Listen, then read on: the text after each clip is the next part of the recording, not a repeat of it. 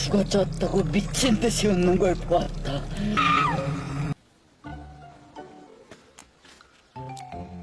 얼굴이 점점 더 빨개지지?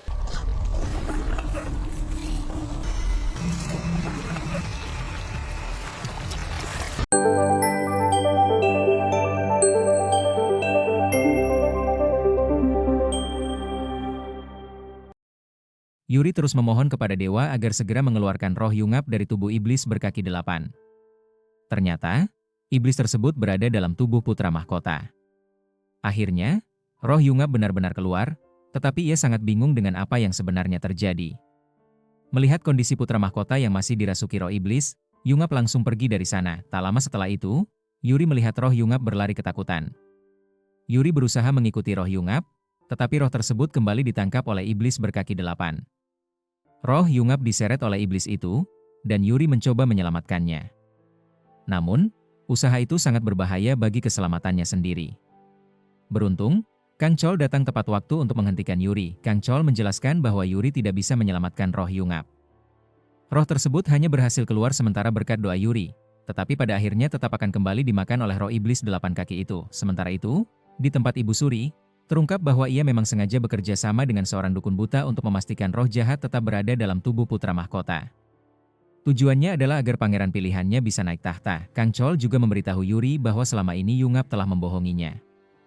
Yungap sebenarnya mengetahui keberadaan roh 8 kaki itu dan sengaja membawa Yuri ke istana untuk melakukan ritual karena tahu bahwa Yuri memiliki kemampuan dalam bidang perdukunan. Namun, Yuri tidak mempercayai apa yang dikatakan Kang Chol. Setelah itu, mereka kembali ke rumah Yungap. Ibu Yungap menduga mereka sedang bertengkar karena keduanya duduk berjauhan. Di sana, Yuri mengambil baju terakhir yang dipakai Yungap. Saat memeriksa saku baju itu, Yuri menemukan barang pemberian masa kecilnya, gelang 5 warna, yang dulu ia berikan kepada Yungap sebelum mereka berpisah, saat Yungap dan ibunya pindah ke Hanyang. Gelang itu diberikan sebagai harapan agar Yungap bisa hidup lebih lama, sesuai pesan nenek Yuri, karena Yungap telah dikutuk tidak akan hidup lebih dari 30 tahun. Mengetahui kenyataan itu, Yuri melemparkan gelang tersebut dan meluapkan kesedihannya. Kang Chol, yang melihat Yuri bersedih, memilih untuk tidak mendekat dan membiarkan Yuri menenangkan dirinya sendiri. Keesokan paginya, Kang Chol sadar bahwa Yuri sudah pergi. Saat memeriksa kamar Yuri, ia mendapati kamar itu kosong. Ia pun bertanya kepada Ibu Yungap tentang keberadaan Yuri. Ibu Yungap menjawab bahwa Yuri telah kembali ke istana. Mendengar itu, Kang Chol marah kepada Ibu Yungap. Namun, Ibu Yungap memukul kepala Kang Chol karena menganggap sikapnya tidak sopan. Kang Chol sangat marah dan ingin membalas. Tetapi akhirnya mengurungkan niat tersebut dan memilih pergi untuk mencari Yuri. Sebelum berangkat, Ibu Yungap menitipkan makanan untuk Kang Chol. Sementara itu, Yuri menerima titipan dari seorang Kasim berupa kacamata milik raja. Kasim itu mengatakan bahwa raja ingin memperbaiki kacamatanya dan menitipkannya kepada Yuri. Dalam kesempatan itu, Yuri mengambil salah satu lensa dari kacamata raja. Setelah itu, ia bertemu dengan hantu sumur. Yuri berjanji akan membantu hantu sumur membalaskan dendamnya. Ternyata, hantu sumur menyimpan dendam terhadap salah satu pangeran di kerajaan, yang dikenal memiliki sifat kasar dan bahkan sempat memaki-maki Yuri. Sementara itu, ketika Kang Chol tiba di istana untuk mencari Yuri, ia tidak menemukan Yuri dimanapun. Seorang pelayan istana mengatakan bahwa jika Yuri pulang, biar ia saja yang nanti memarahinya. Mendengar ucapan tersebut, Kang Chol merasa tidak terima. Ia langsung mengangkat pelayan itu dan melemparkannya hingga terjatuh, sambil memperingatkan agar pelayan tersebut tidak macam-macam dan tidak mengganggu Yuri, karena jika tidak, ia akan marah. Yuri kemudian menuruti permintaan hantu sumur. Ia memasukkan rambut hantu sumur ke dalam sebuah kendi. Akibatnya, sang pangeran melihat seolah-olah hantu sumur masih hidup. Dulu, hantu sumur adalah seorang dayang istana. Sang pangeran yang penasaran mendekati kendi tersebut dan mendengar suara hantu sumur dari dalamnya. Saat itu, hantu sumur menarik wajah sang pangeran ke dalam kendi. Dalam kejadian itu, hantu sumur mengingatkan pangeran akan dosa lamanya. Ternyata dulu sang pangeran memaksa hantu sumur melakukan perbuatan tidak pantas, lalu memerintahkan dia untuk mengakhiri hidupnya di dalam sumur. Karena itulah, hantu sumur menaruh dendam yang sangat dalam. Beruntung, Yuri segera menghentikan aksi balas dendam hantu sumur. Jika tidak, pangeran mungkin sudah kehilangan nyawanya saat itu juga. Setelah kejadian itu, hantu sumur berterima kasih kepada Yuri karena telah membantunya. Ia berjanji akan membantu Yuri jika suatu saat dibutuhkan. Namun, Yuri menasihati hantu sumur untuk berhenti melakukan kejahatan dan balas dendam, karena jika terus begitu, ia tidak akan bisa pergi ke alam baka dan akan selamanya menjadi roh jahat di dunia. Yuri juga sempat melihat gambaran tentang akhir hidup sang pangeran, di mana nantinya pangeran itu memang akan kehilangan nyawanya dalam kondisi yang tragis. Sementara itu, Kang Chol terus mencari keberadaan Yuri.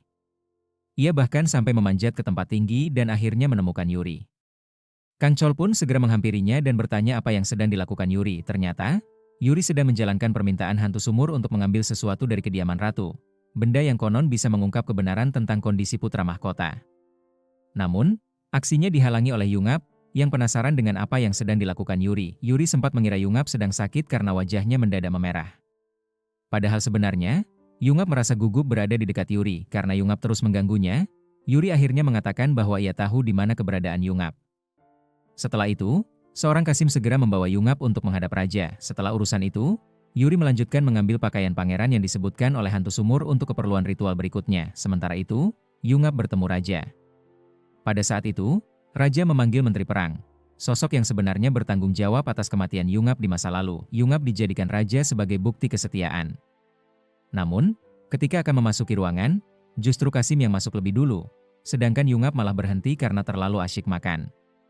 Hal itu terjadi karena di dalam tubuh Yungap sebenarnya masih ada arwah Kang Chol. Dengan menahan emosinya, Kasim akhirnya memaksa Yungap untuk masuk ke dalam. Di hadapan raja, Kasim menjelaskan bahwa perlu dipastikan apakah benar menteri perang adalah orang yang berusaha menghabisi nyawa Yungap waktu itu. Sebenarnya, Kang Chol, yang berada di dalam tubuh Yungap, masih mengingat wajah menteri perang dan tahu bahwa memang dialah pelakunya. Namun, di hadapan raja, Kang Chol berpura-pura tidak ingat apa-apa. Melihat hal itu, menteri perang langsung berkata kepada raja bahwa buktinya sudah tidak ada, bahkan Kang Chol sendiri tidak mengingat apa-apa, namun raja tidak menyerah begitu saja. Ia menunjukkan bekas luka di tubuh Yungap dan memerintahkan menteri perang untuk segera menyelidiki siapa yang bertanggung jawab atas luka itu. Setelah itu, raja meminta Yungap tetap tinggal di ruangan tersebut. Raja menunjukkan dokumen undang-undang reformasi yang pernah disetujui Yungap ketika masih bertugas, termasuk salah satu poin penting tentang penghapusan sistem perbudakan. Saat ditanya apakah Yungap masih setuju dengan reformasi tersebut, Yungap justru menjawab bahwa ia kurang setuju terhadap penghapusan sistem perbudakan, padahal sebelumnya Yungap sangat mendukung hal itu. Raja pun merasa bingung, kenapa pendirian Yungap berubah? Apakah karena dia kehilangan ingatan atau karena ada sesuatu yang lain? Merasa curiga, raja akhirnya memerintahkan Kasim dan para pengawal untuk mulai menyelidiki Yungap secara diam-diam.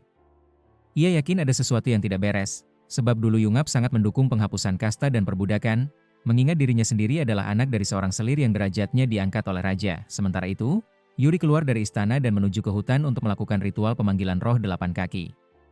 Ia bertekad untuk mengusir roh tersebut dari tubuh putra mahkota sekaligus membebaskan arwah asli Yungap. Yuri mempersiapkan segala sesuatunya dengan cermat, termasuk membuat perlindungan di sekeliling area ritual, berharap rencananya kali ini benar-benar berhasil. Di tempat lain, Kasim kembali ke tempat kerja Yuri dan menemukan bahwa kacamata raja yang sebelumnya dititipkan untuk diperbaiki kini kehilangan salah satu lensanya. Kasim marah besar dan mulai mencari keberadaan Yuri karena ia khawatir raja akan murka jika mengetahui hal ini. Tak lama kemudian, Yungap datang dan bertanya kemana Yuri pergi, karena Yuri belum juga kembali ke tempat itu. Karena Kasim masih kesal atas sikap tidak sopan Yungap terhadap raja, ia akhirnya menantang Yungap. Namun, pada akhirnya Kasim hanya bisa menahan emosinya. Sementara itu, di hutan, semua persiapan Yuri telah selesai. Ia pun bersiap-siap untuk memulai ritual besar untuk memanggil roh 8 kaki dan mengakhirinya sekali untuk selamanya. Saat ritual pemanggilan roh dilakukan, putra mahkota tiba-tiba mengamuk hebat. Karena dalam tubuhnya masih ada roh 8 kaki, ia merasa seolah ada yang memanggil dirinya dari jauh. Tak bisa menahan diri, putra mahkota berlari keluar dari istana, menuju ke sumber panggilan itu. Suara pemanggilan itu juga terdengar oleh Kang Chol. Menyadari bahwa itu adalah suara Yuri, Kang Chol segera menyusul Yuri ke hutan. Sementara itu, di istana, Ratu datang ke kediaman putra mahkota dan berusaha mencegahnya pergi. Tapi karena yang menguasai tubuh itu adalah roh, mereka semua tak berdaya untuk menghentikannya. Kasim, di sisi lain, melaporkan kepada raja bahwa Yuri telah mengambil salah satu lensa dari kacamata raja. Hal itu membuat raja sangat marah. Namun amarahnya segera teralihkan ketika salah satu dayang ratu datang tergopoh-gopoh, melaporkan soal keganjilan pada putra mahkota. Di hutan, Yuri akhirnya berhadapan langsung dengan putra mahkota, dan ia kaget luar biasa. Ternyata tubuh anak kecil itu yang dirasuki. Arwah 8 kaki bertanya kepada Yuri kenapa ia dipanggil. Yuri pun berpura-pura berkata bahwa ia ingin menjadi pelindung arwah tersebut. Awalnya, arwah 8 kaki percaya dan setuju melanjutkan ritual. Saat roh itu lengah, Yuri segera mencoba menjebaknya. Tapi rencananya terbaca. Arwah 8 kaki marah dan langsung membanting Yuri dengan keras, bahkan hampir menghilangkan nyawanya. Beruntung, Kang Chol tiba tepat waktu dan menyelamatkan Yuri, lalu membanting putra mahkota untuk melepaskan cengkeraman roh itu, namun situasi makin panas. Sang raja, yang baru tiba di lokasi, tidak terima melihat anaknya diperlakukan kasar. Para pengawal raja langsung mengarahkan anak panah ke Kang Chol. Untung saja serangan itu meleset, Kang Chol memperingatkan bahwa jika ada yang mendekat, ia akan melukai putra mahkota. Raja, berpikir cepat, akhirnya memerintahkan para pengawalnya untuk mundur. Yuri segera melanjutkan ritual untuk mengusir roh 8 kaki. Tapi lagi-lagi, salah satu pengawal mengganggu ritual tersebut dengan mencoba menyerang Yuri. Kang Chol melindungi Yuri dan malah terkena serangan itu. Meski hampir gagal, usaha Yuri akhirnya berhasil. Roh 8 kaki berhasil dipaksa keluar dari tubuh putra mahkota. Ritual jahat yang dilakukan oleh dukun buta pun otomatis terhenti. Dukun itu pun kaget luar biasa melihat apa yang terjadi. Yuri dan yang lainnya sempat lega, mengira masalah sudah selesai, tetapi Yungap memperingatkan mereka untuk menunggu dulu karena perisai penghalangannya terbakar. Benar saja, karena penghalangnya hancur, roh 8 kaki bebas berpindah ke tubuh lain, dan kali ini, roh itu memasuki tubuh raja sendiri. Kini Yuri dan Kang Chol harus menghadapi raja yang telah dirasuki roh 8 kaki, dengan tubuh yang jauh lebih kuat dan berbahaya.